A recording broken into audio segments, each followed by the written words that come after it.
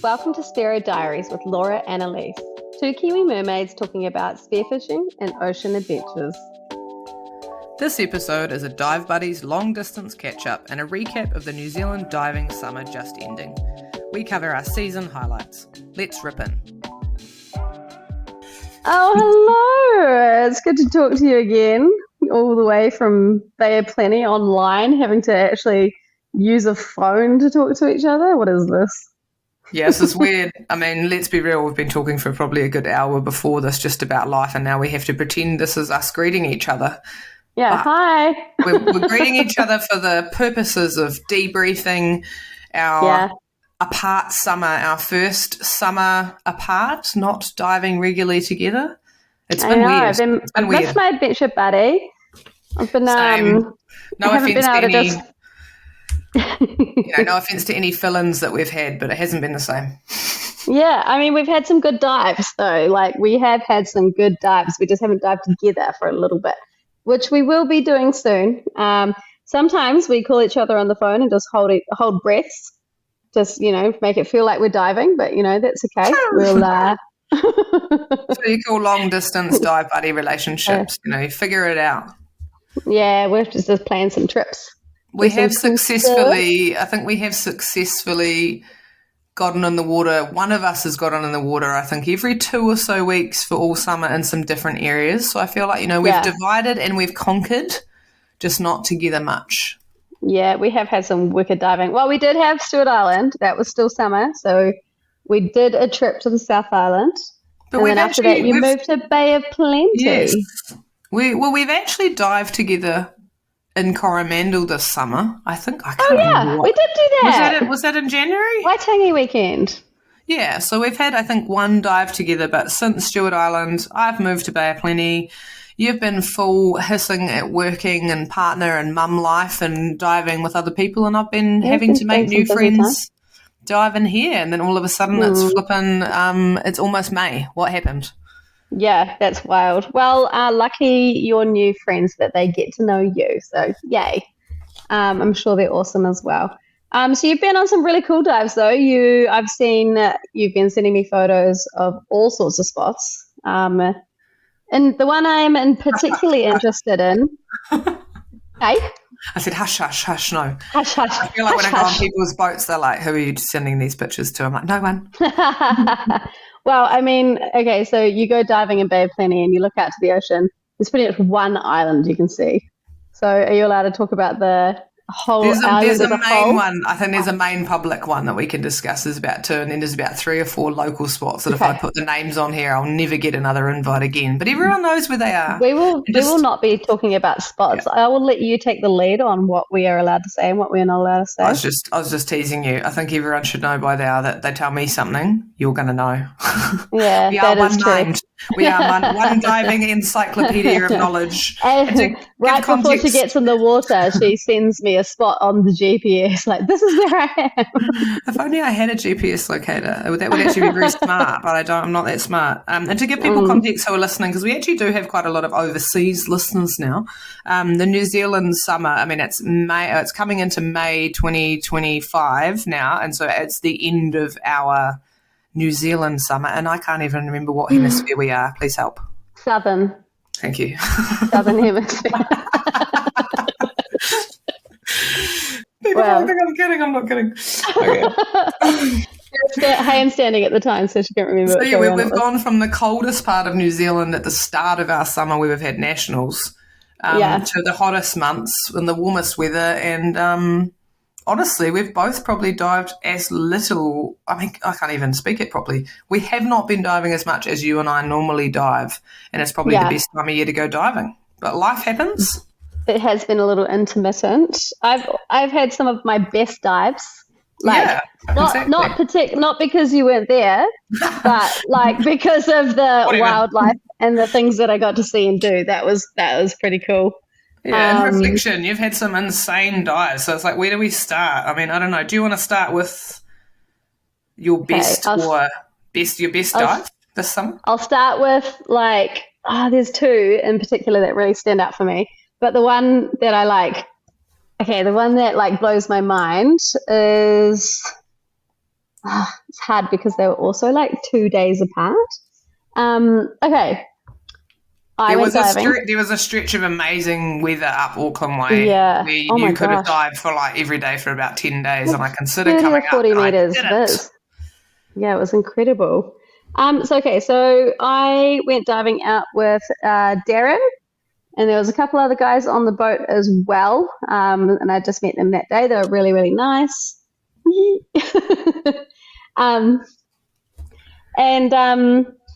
Yeah, so the start of that day, it was all looking good. On the way out there were like heaps of workups. And I was like, yo, this is looking awesome. On the way home, if those are still kicking, let's jump in. The reason being is we were trying to catch a tide, and we were trying to catch like an area with really good visibility, and we were trying to get there like for the right timing to go get some kingfish. And we had a wicked time.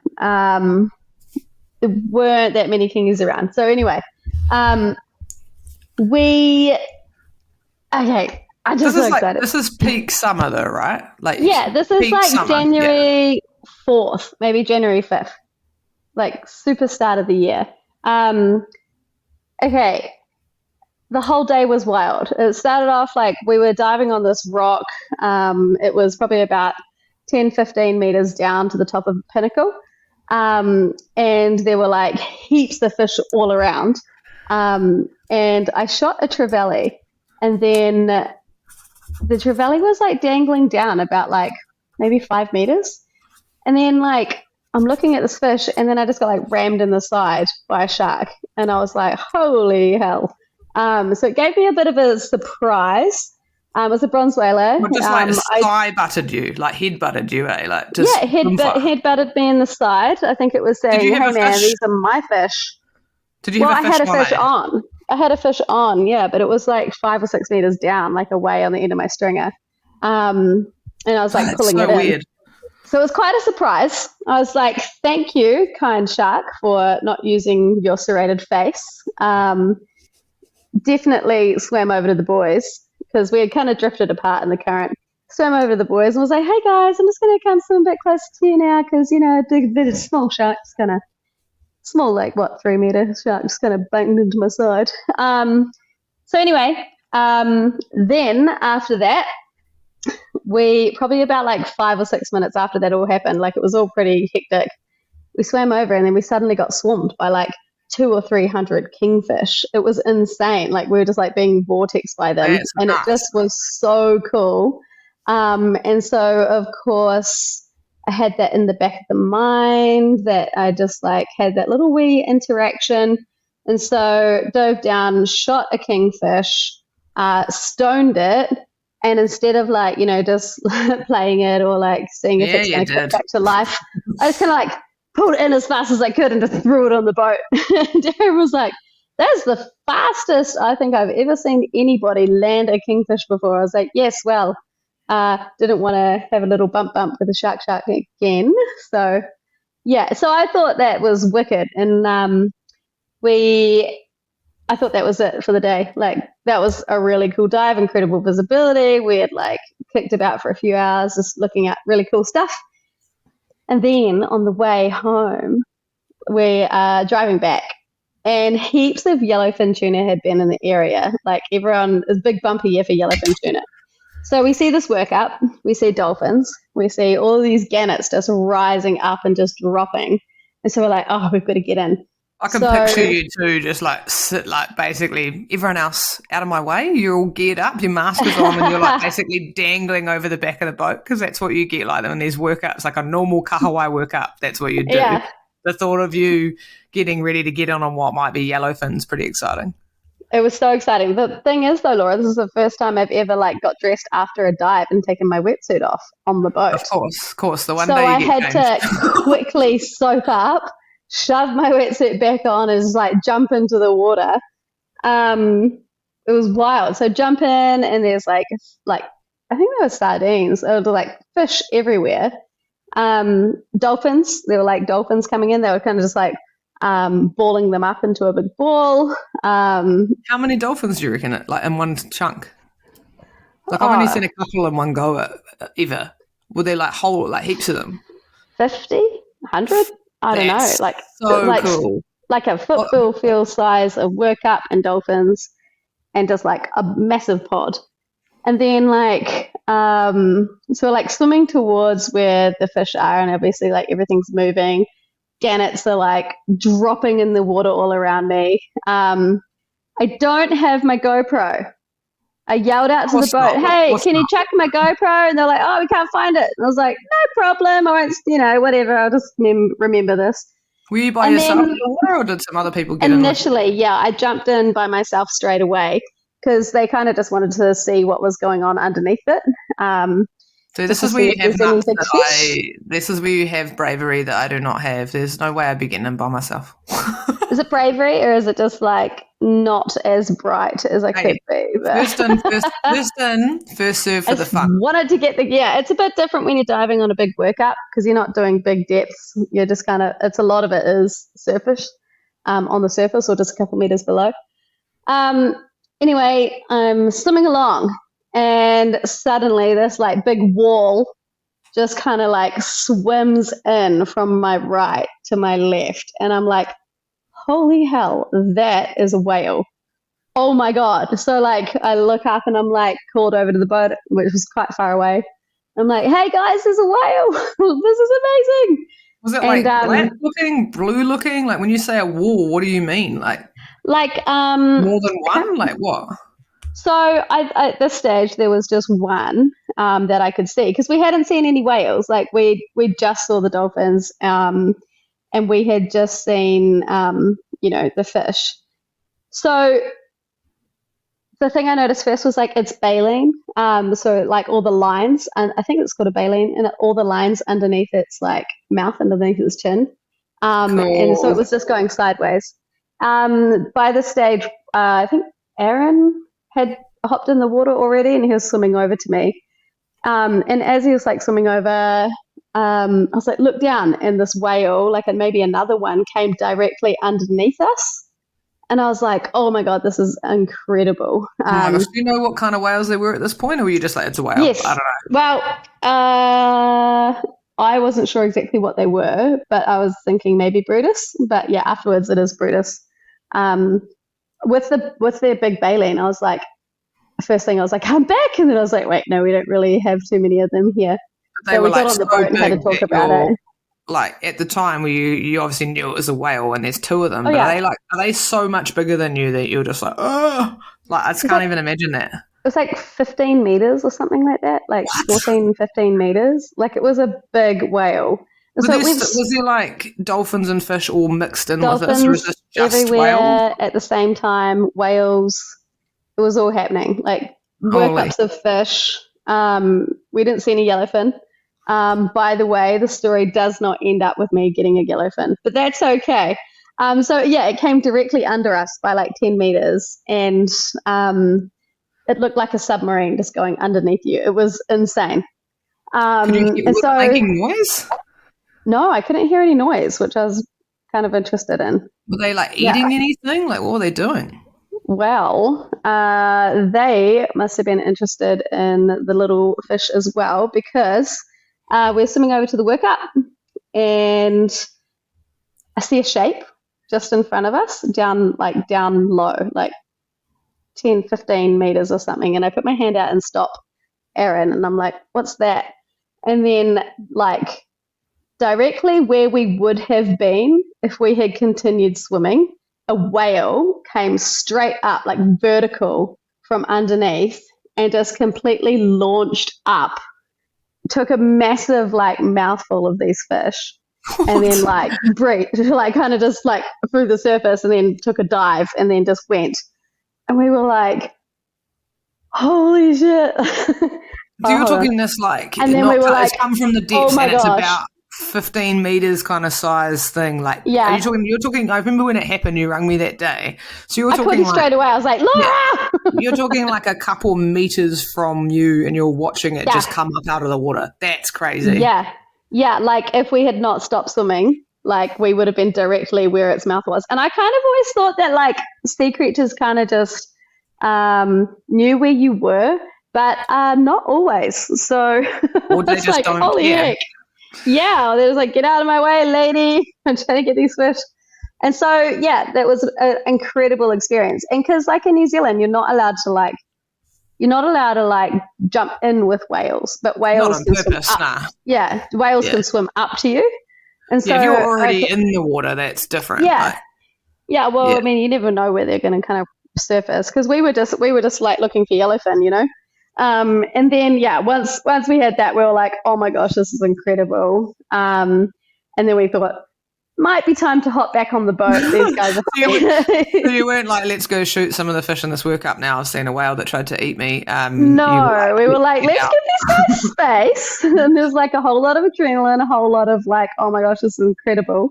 But there's also like let's give these guys some space. Because like all 3 whale encounters would have happened within like 5-6 minutes. So maybe there were like 3 of them or something. But yeah, it was so cool. And we're sitting back on the boat and I was like, oh my gosh. And then we were sitting on the boat, like just seeing these spurts. Oh, it was so cool. Yeah, it was so cool. It just was mind blowing. It was one of the coolest experiences ever. I think I posted I say we'll put it up for the episode. There's a video that I think Darren got of you talking about it right as you got out of the water. Oh, but, it's on TikTok. Because I TikTok now, Laura. I started a TikTok. What have you become? I know. Who am I? I feel like the oldest person on TikTok. I'm not sure, but anyway. On the top. It's fun, I don't think you can put that into words. I mean, it's exciting for me to hear, but I don't. It was insane. I just wish I had. I wish I had that on GoPro, but I did paint it when I got back. I painted the whale underneath me, going like a submarine. So there's a little grey blob on a piece of paper somewhere in my house. It will be forever in your heart. Yes. That's special though. You know how I feel about spiritual things. When you were swimming, did you stop because you got a gut feeling? Were you like, I need to stop? I saw a shape and I just didn't know. I didn't know exactly what was going on. So I was like, definitely. We kind of just were like, we've got to stop. Do you? Because you've always said to me, like, obviously me and my sharky boys, that's a bit different. Like, it's not something I've wanted to see, but it changes you. You've always said you wanted to see a whale shark. Was it similar to see a whale shark? Similar though to like how you've always wanted to see a whale? Was it kind of like that moment of like, oh my gosh, I've wanted this for whole spearfishing? Like, yes, I love whales. I love like everything about them. Like I did a marine medic course last year to like help. That's right, the Jonah one. Whales, Project Jonah, which is also really good. Everybody, please do that. You never know where a whale might need some help, or multiple. There's been a lot of strandings this summer, actually. Yeah, a lot of. There has been some strandings. Yeah. I've just found them incredible. Whales kind of like were one of my first callings into diving. Like it was into the interest of like sea creatures, I guess. I don't know. I think they're incredible. A whale shark, I would love to see a whale shark as well. But like in the wild and in New Zealand waters, if possible, like that would blow my mind. Whole scenario sounds so wild. Like workups are exciting enough. Dolphins are cool enough. Seeing a couple of 100 dolphins and then whales, it's like that. Yeah, that's so cool. Yeah, I'll never get that experience in my life again. Like, I was completely flabbergasted. Like, and that is exactly why you never don't go diving and you don't say no to diving invites. No. Because do I even remember what I was doing that week now? No. I don't know. At the time, it seemed important. I can't remember the exact date. I think it was like, it was right at the start. There was like a couple days off, like stat days at the start of the year. And I think just over that period was like the best diving over like the whole summer. We've been real lucky. And in the inner Gulf, like there's been real incredible diving, like visibility, 20 meters, 30 meters. I think I even saw a video the other day on Weddy TV where like you could clearly see the bottom in 40 meters. What's that about? I've been diving for 3 years? You've been diving for 4 or 5. People have been saying that this is, particularly the Auckland area, they're saying it's the best diving. I think Darren actually said it the other day, that it's the best diving that this area has seen in years. Yeah, we've been lucky. We've been so lucky. Yeah. So I had that. That was a pretty cool dive. What about you? Yeah. Can you give me your dive highlight of summer? I actually haven't thought this through that well. I think mine have all been, it's kind of all mixed into one. Like there's no particular one dive that I'm like, oh, that was the coolest. Like some of my more recent dives are more memorable because I saw some buzzy shark action. Yeah, I'll go into that soon. But no, I think I've just been really enjoying like being in a new place, and every time you go somewhere is pretty much a new spot. Yeah. So I've been lucky enough to go to White Island, I think a couple times this summer, twice. 3 or 4 trips to Tuhua to Mare Island. See, those are the spots I was saying before that I thought that we've mentioned them now. Everyone knows about those two. There's a couple of other local spots that I can't mention because they're so small that people in the area are like, don't even tell other people in the area. Just don't even think about it yourself. they actually say things like, don't tell people it's good there because lots of people think it's bad and we don't want people going there. So those are the ones I can't mention. But I've had, it was pretty cool getting my first lot of mussels. I've never collected mussels before, and I've only collected scallops one time. So getting mussels was really, really cool. The whole process of, I've gone out with so many local Bay of Plenty people that, say barely know me or don't know me at all and are happy to take me out. And it's pretty, compared to the Auckland area and stuff and even Coromandel, like there's probably less good spots in Bay of Plenty or they're hit a bit harder. So I think it's like even more special when people take you because, they don't want lots more people knowing about their little honey holes. Yeah.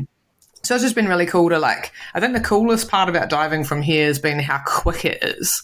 So the spots are beautiful, like Tuhua Mare Island, if people haven't been there before, it's surrounded by like big chunks of like volcanic obsidian. Obsidian, right? Which is so cool to see. There's all sorts of like different diving around there, including like one of the recent dives I went on, saw the weirdest thing I've ever seen sharks do. But talked to a few people who've been diving there for years who said this is really new behaviour. But we got out in a spot a couple of weeks ago and neither of us had shot a gun. We were the first boat there because it was sort of 6:30 in the morning. There's no boats around. Got in the water. There's just 2 of us. Within 5 minutes, there was like 2 sharks, 3 sharks, 4 sharks, 5 sharks. I think we got up to 7, but it was at the point where we were spinning around checking how many they were, and they started swimming together. So there was particularly, they were flanking. They were flanking each other. But like I've never seen that. I've never even seen that on a video in New Zealand where at one point there were 3 under the guy I was with and there were 4 under me, and they were swimming all in one direction, bunched together. Like, when fish swim on sharks? So the little ones were under and the big ones are up. And then they just started coming up towards us on the circus and it's swimming back and forth. And like legit, neither of us had shot our gun. Yes. And of course there was like so many fish around and we started to see kingis. We saw 3 or 4 really big snapper, and of course it's classic thing, like snappers start acting dumb around sharks. And so it's the weirdest experience because I was like, this place is insane. But hell no, sorry. Like I didn't talk to the dude. Me and the guys with I've never dived with before. Shout out Chris Mains for taking me out. We were like, I think after 2 sharks he popped his head up and he's like, oh, are you comfortable? Because I'd been like, oh, I don't love sharks, man, just so you know. And then he got 3 sharks and I was just like, in case anyone who's ever listened to our podcast doesn't know, Laura doesn't love sharks. I love them. Fair. So at this point, I got to 2 or 3 sharks. I was like, well, I'm definitely not shooting a kingy, but I better be a good buddy and like stab some in the head for this guy. But once we got to over 5 sharks, I was like, I just can't. That's too many for me. That's fair. That's fair. But it was also cool to see them, like in terms of, because it was clear enough and there was so much going on, but just the way they were behaving was it was so weird. They're like erratic, or is it more just like weird because they almost seemed more they were definitely starting to act erratic because they were kind of like charging back and forth. They'd go off into the murk and then they'd come back towards us and there'd be more of them hunched together. So by the time we left, I think there was 7 and we were just like, let's swim together. Back you to think the people boat. like fish and then at that point like fill it and throw the scraps off, like the phones out there? I can't say where, I won't be specific about where the spot was, but it's a very spearfished bit of Tuhua Mare Island. So maybe they hear the the sound of a boat and they're like, oh, yeah. Well, I've got my opinions. Like I was talking to Geordie Buttons. She's dived there for I think her whole upbringing. I was talking to her about it the other day, and she had a dive on I think it was a day or two after me, and she said that she witnessed some of the same behaviour and that it was really odd. So I don't think it's been happening, but the very limited knowledge I have about these things. I mean, obviously we get in the water, they start showing up. So I'm going to presume it's learned behaviour, and that we've had a really big summer of people going to that area. Yeah, maybe some kingis lost to them. Maybe the sharks are getting smarter. I don't know. But that was weird. So that was memorable because I was just like, I've just never seen that happen before. The rest of our dive at the rest of Tuho was dead. So there's like all these fish and all these sharks on one side, and then just pretty much like nothing.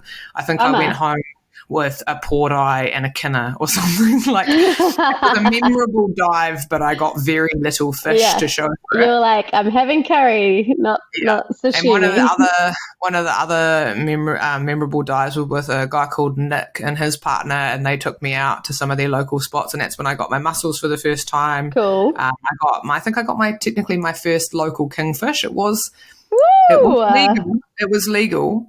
Yeah. Probably not the impressive size that Nick was proud to have me hang on his boat and get excited about. But he got off classic, someone gets in the water before you and Laura's just too used to getting thumpers, eh? I'm actually not, but it's like he got in not long after that, after I'd got mine and stuff, and he'd got one earlier on. But the one that he got at the unspoken spot was literally that classic thing where someone gets in and within a minute is like, oh yeah, kingy on. You're like, oh damn it, I should have got in quicker. Yeah. I think I second shot that with him, but anyway, I can't even remember now. But yeah, just some cool dives I went out with Steph and her partner and one of their mates, and we went to White Island when I sort of first moved here, and it's just really cool. Like, I don't have a big amazing whale story, but like the amount of people that are so awesome and welcoming who are like, yeah, we'll take you out, like meet us here. You head out for a whole day or half a day. But all of these dives I've gone on, the coolest part is like, you don't have a 3-hour drive from Piha to Omaha, Elise. It's it's an hour and a half. 20-minute dive to the boat ramp, or maybe a little bit further to Pukatina, or an hour or so to White Island. On your way home. Yeah. I got taken out by Steve Rennie. Yeah, some Bay of Plenty locals who they know their areas that they have to get out so well. And you just start to realise how lucky you are that they're taking you to their spots and out on their boats. And I think probably just I was so worried about moving to a new place and not having people to dive with and not being able to get out diving. And they've just been really grateful that all these different people have happily taken me out. And I've made a whole lot of new pool buddies. Been going to the pool a couple times a week with some people from sort of Tauranga freediving people, or just people from the Sons of Tangaroa. So most of the connections I've made with another guy called Gary and a few people, all the people who've taken me out, I think, have been connected to the Sons of Tangaroa Facebook page through people who dive around here who've just And that's the diving group in Bay of Plenty? Yeah, so Sons of Tangaroa. Yeah, Sons of Tangaroa. Okay. So they used to be a really, really thriving club, but they still have a Facebook page and stuff, and they're sort of trying to get it back into action. We've got a meeting in a week or two, and it's just been really awesome to be. I think the coolest part is some of the days I've gone out for a half day. It's you go down to the boat ramp, you go for a half day, and then you're back by 1 or 2 in the afternoon. You can fillet your fish on the same day and go home to your house. What is this dream you're talking about? I'm not sure about that. So used to us doing our weekend adventures and going away from we would go Friday everywhere. Yeah, and we would just come back wrecked. So it has been very nice to go for some local short chill dives. You can look in and you can see the mountain, you can just pop back home with a bit of a meal and meet some new people. And so no particular creature stories or even super memorable fish, but just some really awesome people that I've met and gone to some really awesome local spots, and had a good wee summer, still going out, and stayed a little bit on top of the seasickness. Yeah, how's that going? Yep, I have officially been prescribed patches like the pussy that I am, and I don't know sorry, we can't call you a pussy if you have been diving for the last like 3-4 years. All right. I won't call being myself violently seasick every time and still pushing through. Like, that's not kind of how it works. The seasickness went from I did not get seasick at Stewart Island at all to I've been spewing all summer. But yeah, my summer is far less exciting than yours. But anyway, I don't know. You had a lot more diving. You had a lot more diving, I think. I did a lot of little short dives, but back to you. You covered your whale day, but I also know you had a really cool, you had a day out with the New Zealand Geographic, like photographers and interviewing crew. I did. That was really cool. So we went out with, again, Darren. So I'd got an email about them wanting to capture like a spear woman and like a kingfish and a shark all in the same kind of photo, which turns out it's quite hard to get when there's lots of them, like sharks it is. Yeah, and so it all kind of lined up pretty quickly. The story is about the demise of kingfish. So it is about the decline and how we're not seeing as big of a kingfish than we normally would have in previous years. Kind of like the view that they are declining, because some people don't agree that they are. Yeah, exactly. It's got a pretty like unbiased view, but they're just kind of stating facts, and they go through all different kind of like forms of fishing. So it's in the April-May. Oh, is it? Or is it the March-April copy of the New Zealand Geographic? Yeah. You can find it online, but it's really, really cool in hard copy, like photos of you. Yeah, awesome. It is pretty cool. Really awesome interview, but it is online as well. So yeah, it's just about I don't know. It's just I liked the reason why I said like yes to doing it was because I liked that it kind of showed the sustainability of spearfishing. We don't get a bycatch. We take everything we take gets used, and I think that's like a really important part. Yeah, and so I'd say read the article. My small tiny part of it is like 600 words in like a whole big 5,000 word article, but the whole day was really cool. But the idea of the day was like obviously to like get to know you and Darren and interview you and was the goal to go and take some photos of you getting kingfish, eh? Yeah, so we got to go out out on Darren's boat with Richard and Catherine. Richard's the photographer. He's really, really good.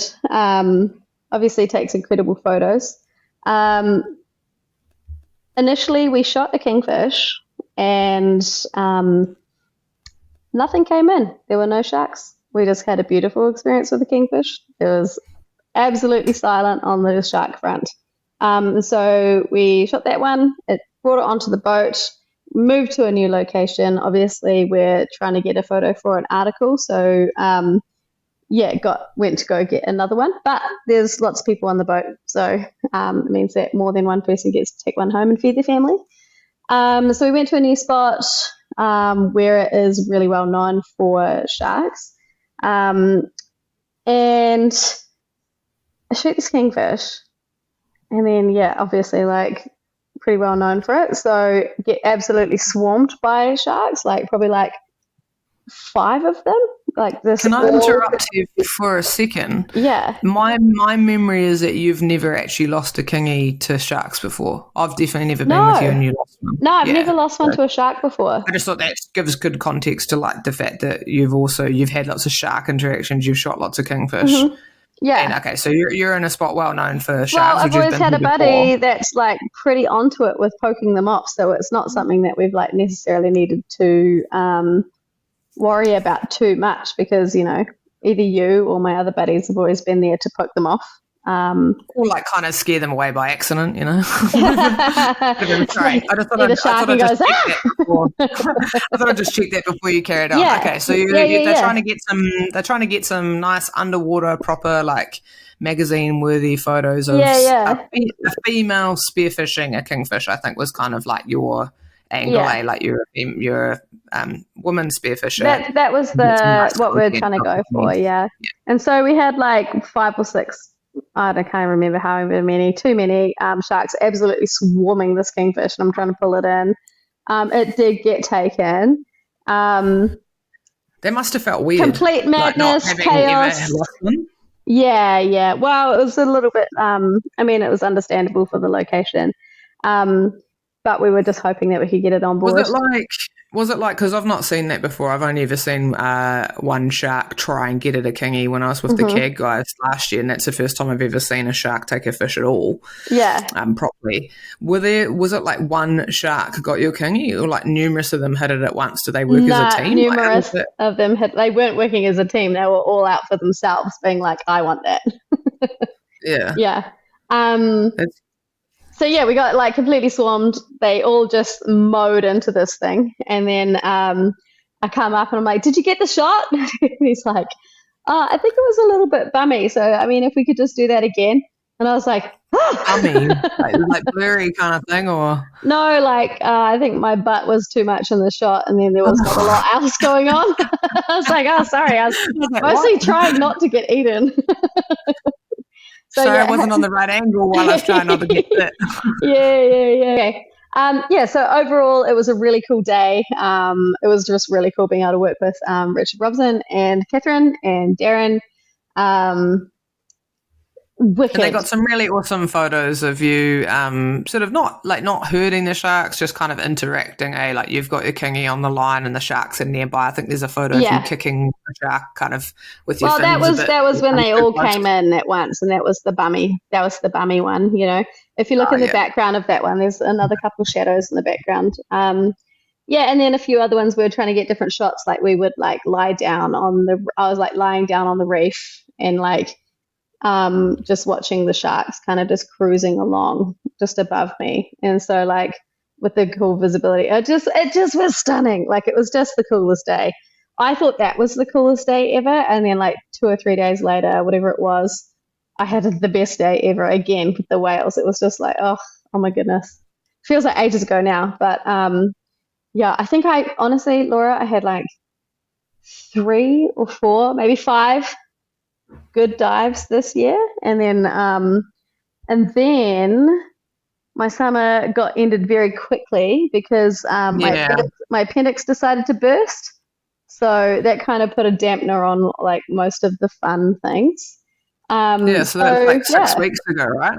So your last 6 weeks of summer have been 6 weeks ago today, actually. Yeah, tomorrow maybe. Tomorrow, or like on a Tuesday, 6 weeks ago, I went to A&E, being like everything hurts, and then like pretty much puked on the lady as I went in. She was like, "Okay, hop in this wheelchair, off you go, love." I was like, "Okay." So that put a dampener on things. So I haven't really been out for a dive since. My last dive was T-Point. You've not been allowed, right? I mean, you had to have proper surgery and have your appendix removed, and then you've been pretty wrecked. Like it sounds like it's been pretty horrific, and it sucks that. I mean, even if you could make yourself dive mentally, which you would, you obviously physically have not been able to, which is unheard of for you to miss that long out of the water. Yeah, it's been a long time. So I think it's probably been like 2.5 months since my last dive. So last dive was at T-Point with John Christie and Skinny. We had an awesome time. Yeah, it was wicked. It was so cool. We got some really good fish. I got a kingy at T-Point, which I was stoked on. It was my first like shore dive kingfish. So I was real happy about that. Yeah, true. Yeah. Yeah, I remember seeing that photo because that's where you took me for my first dive. And I know like you don't go there heaps, but some of the long shots boys and you getting together and having a shore dive is nice. I think Skinny went back a couple of weeks ago with Tyson and Sana and maybe Stones, maybe. And he said he shot a big bory, but the bory came off. He's been devastated ever since, I'm pretty sure. Oh, no. The ocean has got deeper, I think, by the tears that have probably dropped into them recently. Poor Skinny. I didn't know about that. He's gutted. I should check in on him, see if he's all right, see if he sees it. You'll need to, for sure. Okay, Laura, I would like to know what still is your best fish of the summer? Have you got like a best fish from summer that you're just stoked on? It's so Spearo Jock of us, to be like, I know. what's your best fish of the summer? It could be your blue mau. We both have fish that we're pretty stoked with from summer. I would say that my trev, I got my PB biggest waders. I think it was my biggest trev ever. Yeah, I mean, it's not as exciting as your best fish story, but thank you. Yes, mine was out at Tuhua with Darren and a few others, and yeah, I was actually having problems with my ears that day, so there was no impressive depth involved, but it is the closest a shark has come to nibbly-gibblying my hands, so oh dear. I'd say it was the most adventurous fish that I have kept on. And it also was like, yeah, I guess a trev for me in the past has always been a bit of a hard fish to shoot. So having sore ears and then not being able to get that deep, I basically just did that thing you and me have talked about heaps where you sink down on a fish from above because I was like, oh, it's going to see me coming. Work it. And there was a couple of pretty big ones around and we had some chum in the water, kind of given up looking for kingis, and Darren was zooming off ahead of me, and I just saw these couple of really big dumb looking trev, and I thought, my ears are no good, I just want to go down and have a look.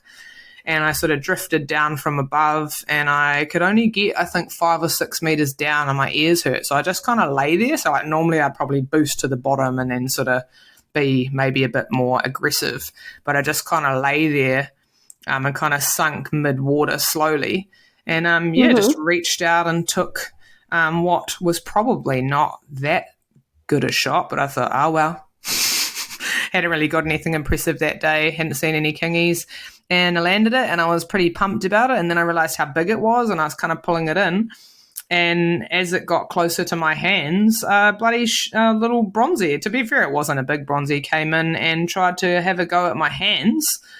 So I got, a mild little mini heart attack, but I kind of give it a bit of I think I had my trev in the left hand and I gave it the old fisty la-la and kind of did the weird, when you yell at sharks through your snorkel when you're underwater and you don't know what comes out of their mouth and you make this weird like, get out of here, kind of weird. That's attractive. Let's definitely get that recorded.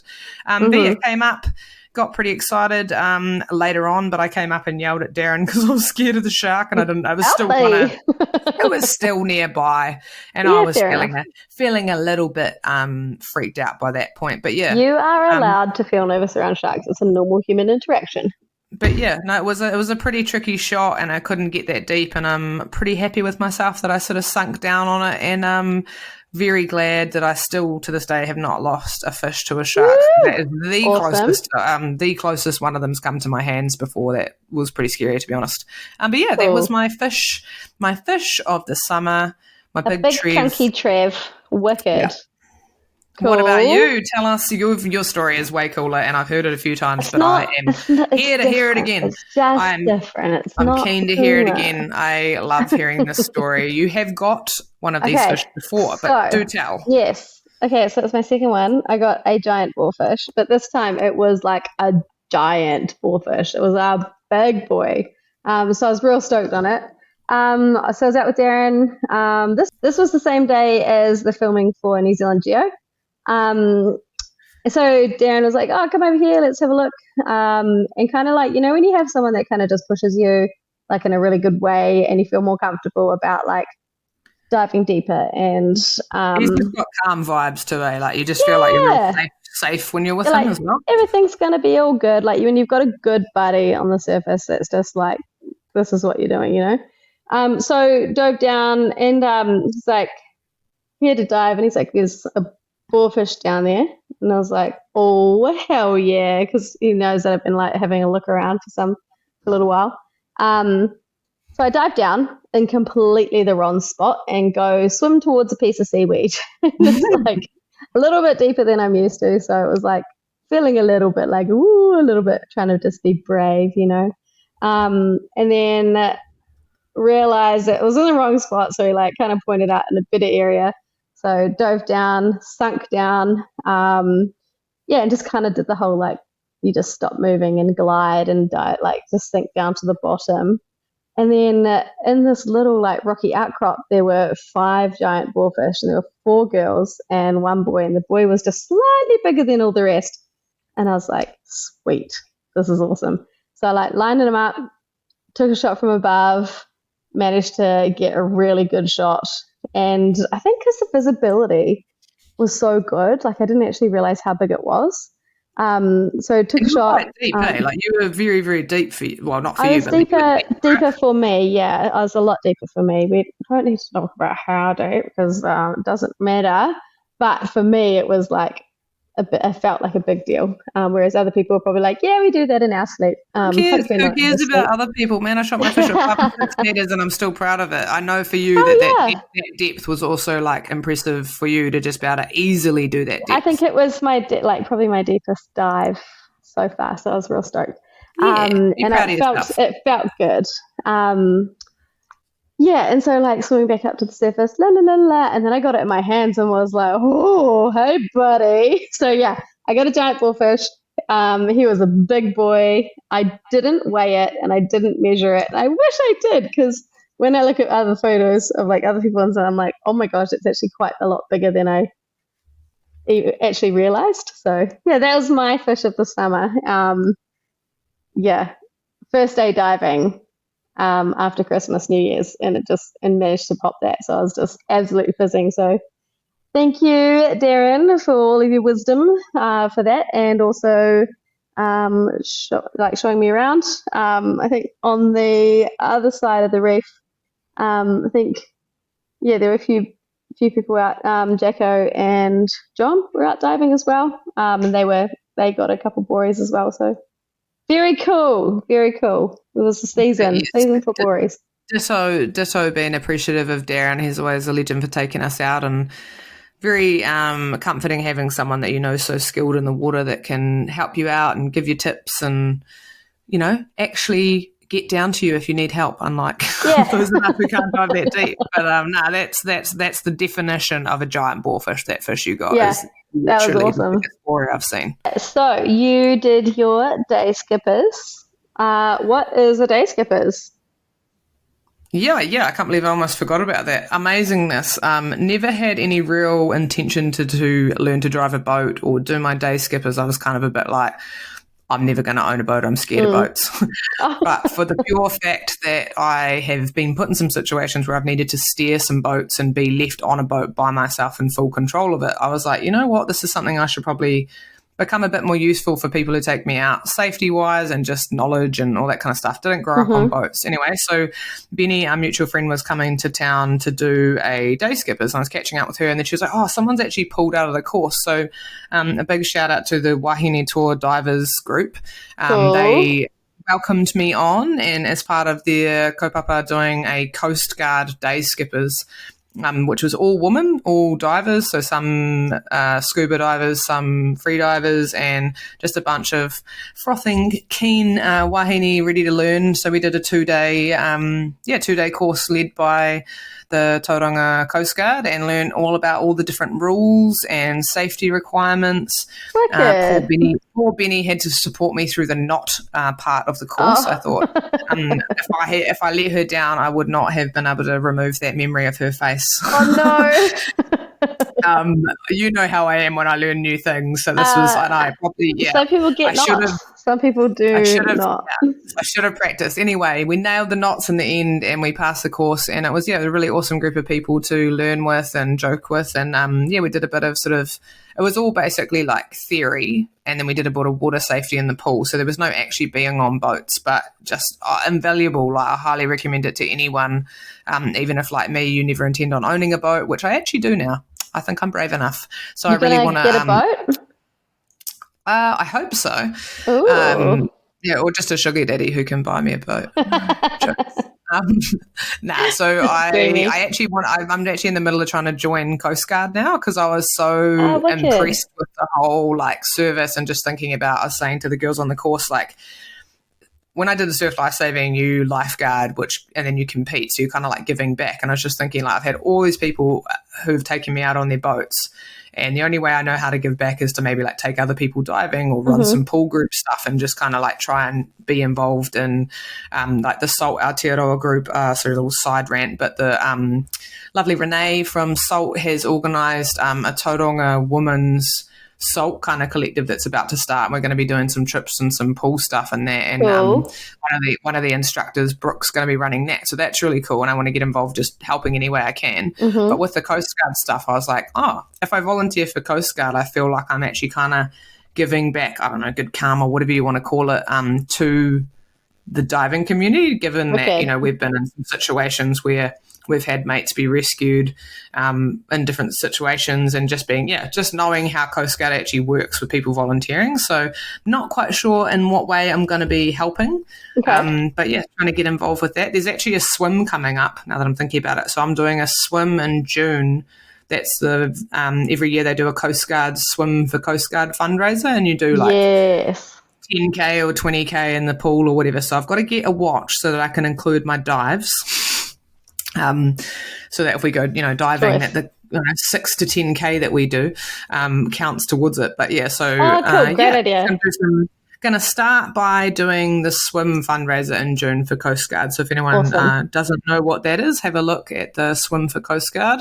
And all the money goes towards all the different people that volunteer their time to drive boats, do the call centre, all the million gazillion different things of all the people that have mishaps out on the water in Aotearoa all year round. So, long story short, I'm very grateful that I got to do that course, and I have learned a lot, and now I want to learn to drive a boat. Wicked. That's so cool, and like hugely invaluable information and knowledge. And how good. So you recommend that to do a day skippers or your boat masters to anyone and everyone that gets on the water?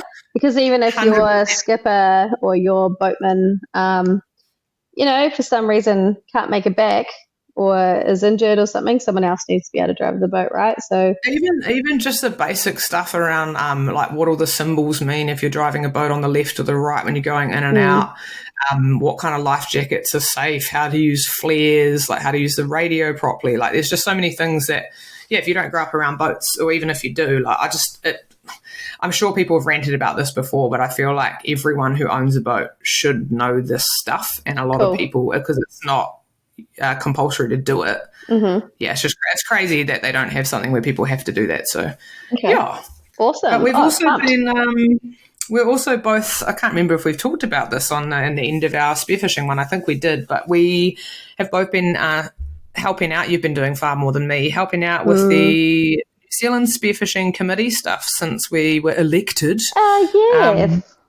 And we're part of helping plan the 2026 nationals at the moment. So there is fingers crossed. There is talks about it, and it's sounding pretty cool. I'm very excited. But we can't give details just yet.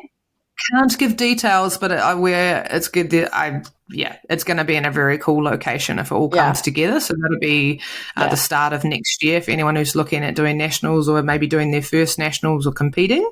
And it's also there's lots of different comps that happen every year, like the Freshwater Worlds happen, the Saltwater Worlds happen, the Inter-Pacifics happen, and then the New Zealand Nationals and everything. So lots of cool stuff happening, and lots of cool stuff that we're getting to help be part of and plan.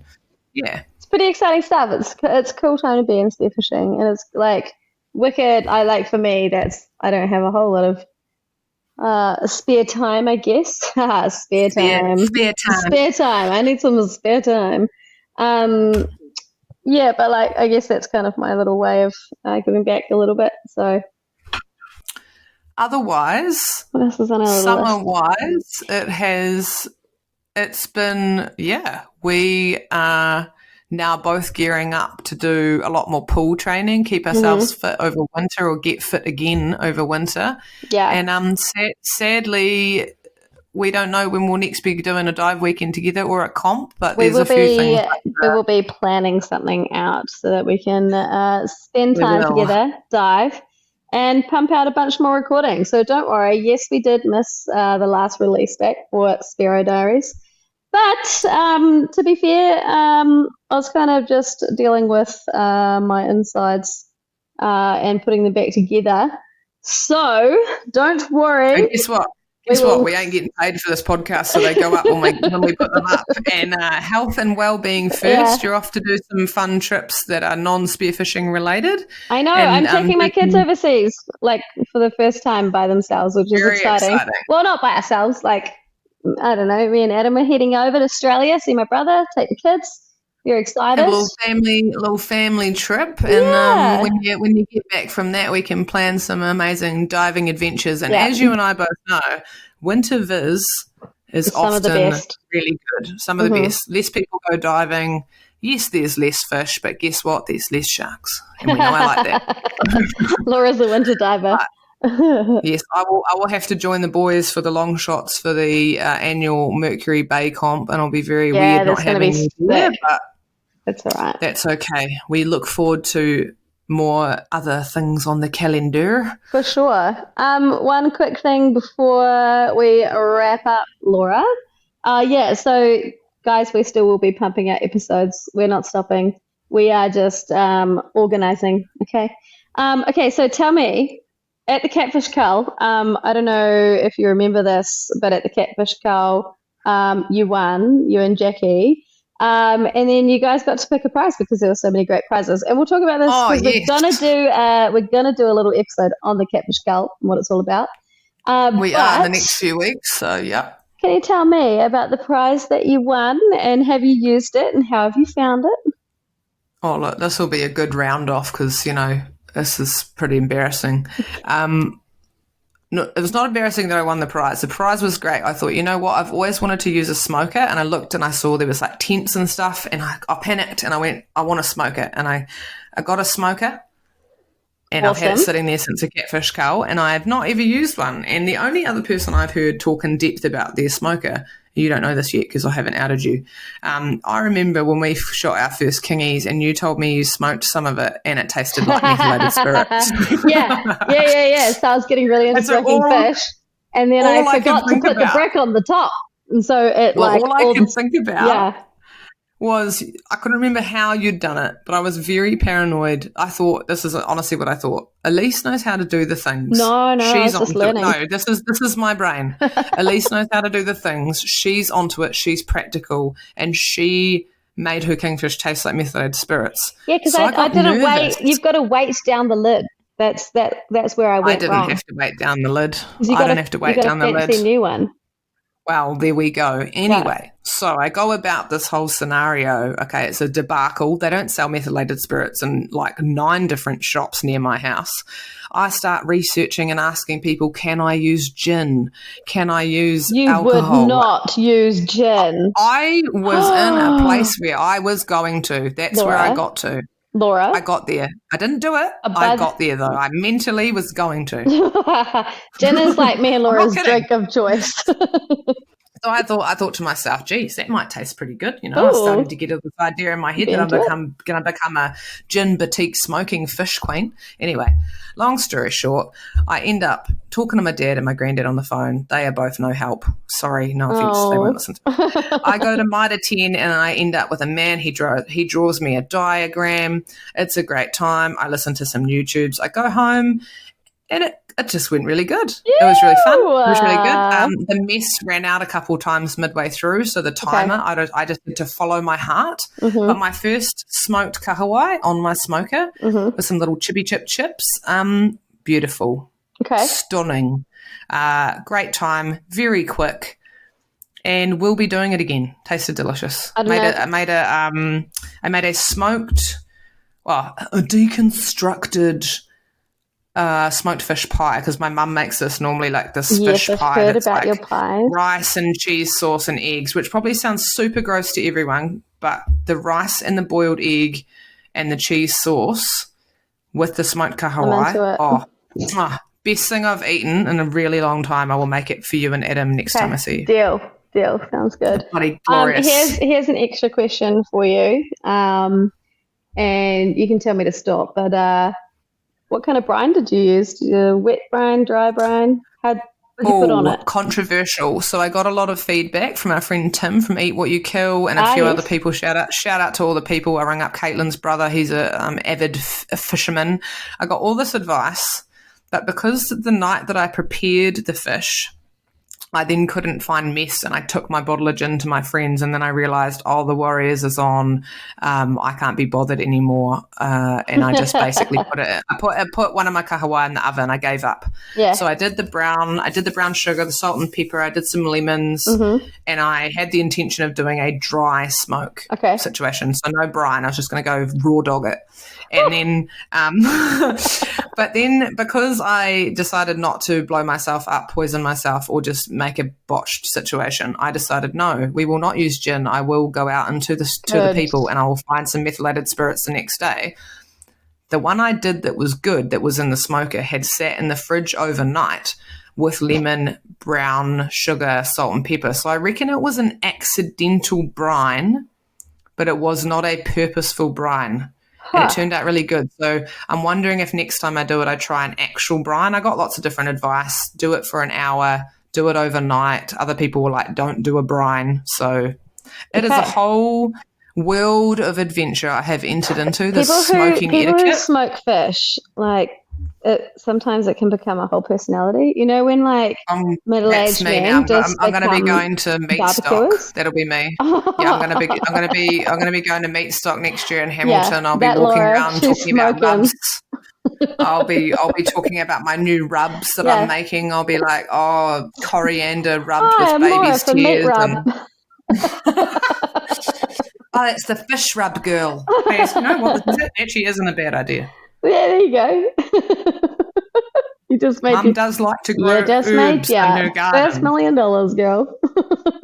All right. But anyway, so you got me on this topic. Yes, I've had a great time with that. And then I took some more to Dad's. Awesome. And we smoked some more down in Dennyburg, and he showed me his ways, but I reckon mine turned out better. Awesome. Don't tell Dad. Oh, exciting. That's so cool. Yeah. Well, I'm glad that it got the use, and I'm glad that you're going to be making me some smoked kahawai. Yeah. Have you got through all your fish from Aussie out of your freezer? Have you run out of fish yet? Yeah, I have. I just finished it. And actually, I just boiled down the head of my tusk fish. And Beautiful. While I was, recovering, I boiled down the head.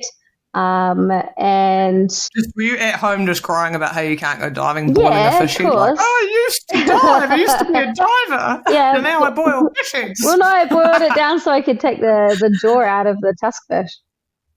And so, that's right. Have you dried that out now? Yeah, dried it out, put it in bleach so it's all sitting ready to go. It's pretty cool. Now I just got to glue it all back together, and I don't know how to do that. Man. I'll watch your YouTube, I guess. There's quite a few people doing that. I'm sure you could get some advice from some legos. We'll see. I might have done it wrong. I just have 4 pieces, so it shouldn't be too hard to put together. I've also, another little tidbit from my summer is I did technically get a New Zealand women's record blue mau mau. Oh, did you? You did? Have I? No. Have I finished the paperwork? No, you haven't. Have you? No.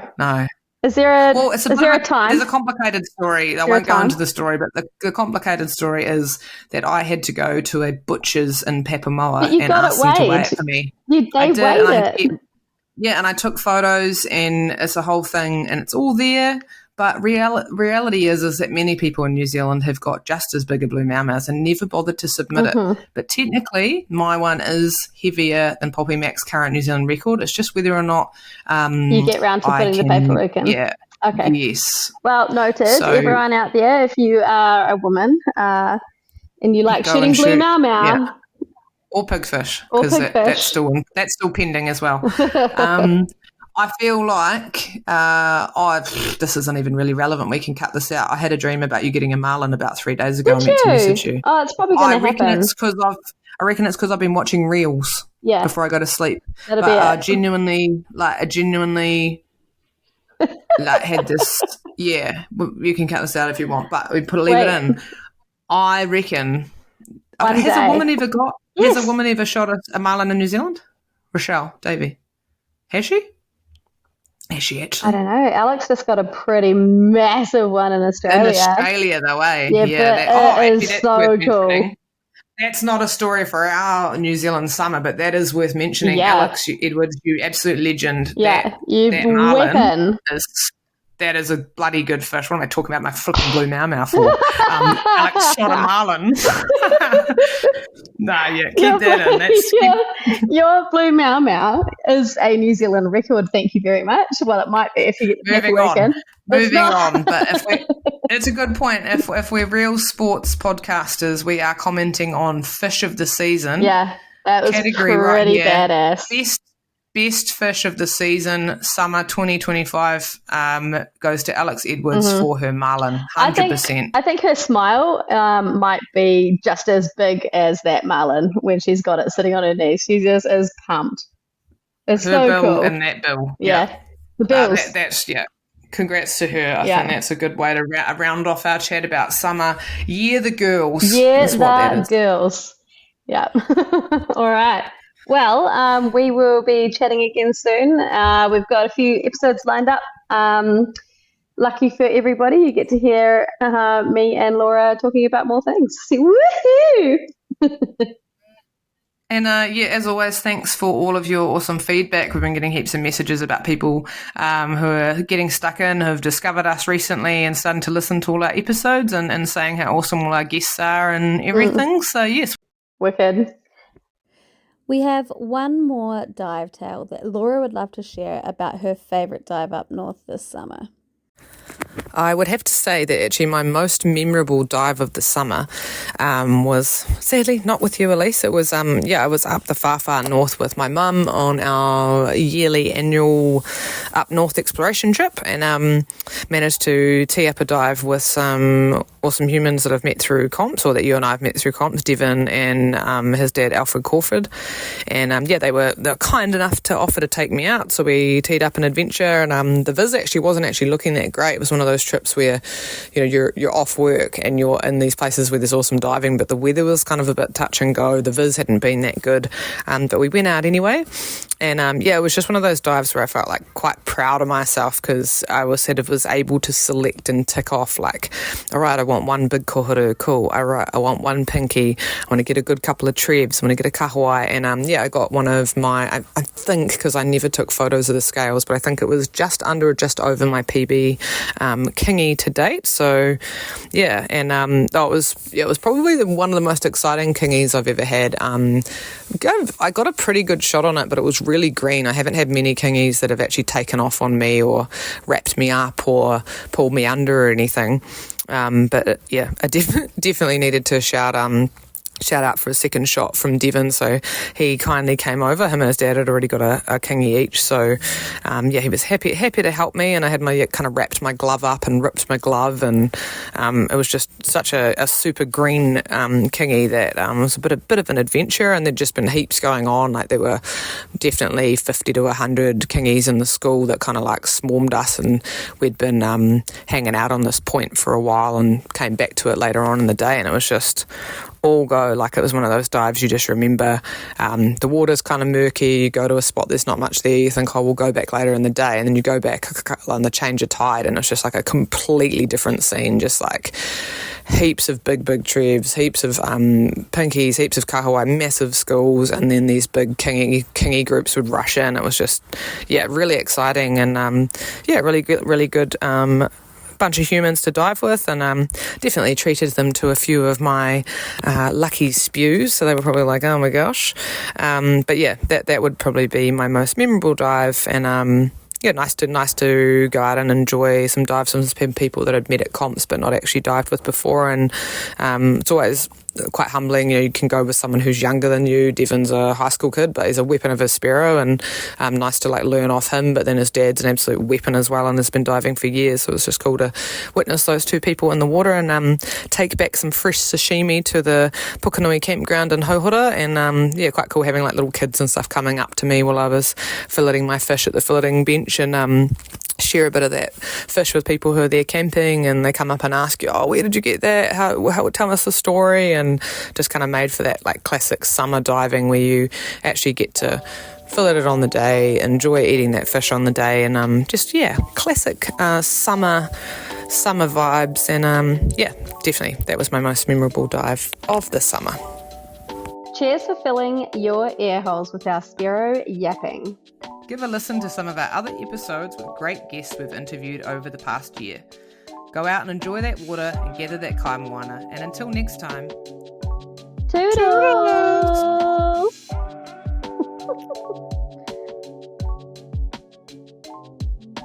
Boobies, boobies, boobies, boobies, boobies, boobies. Boobies, boobies, boobies.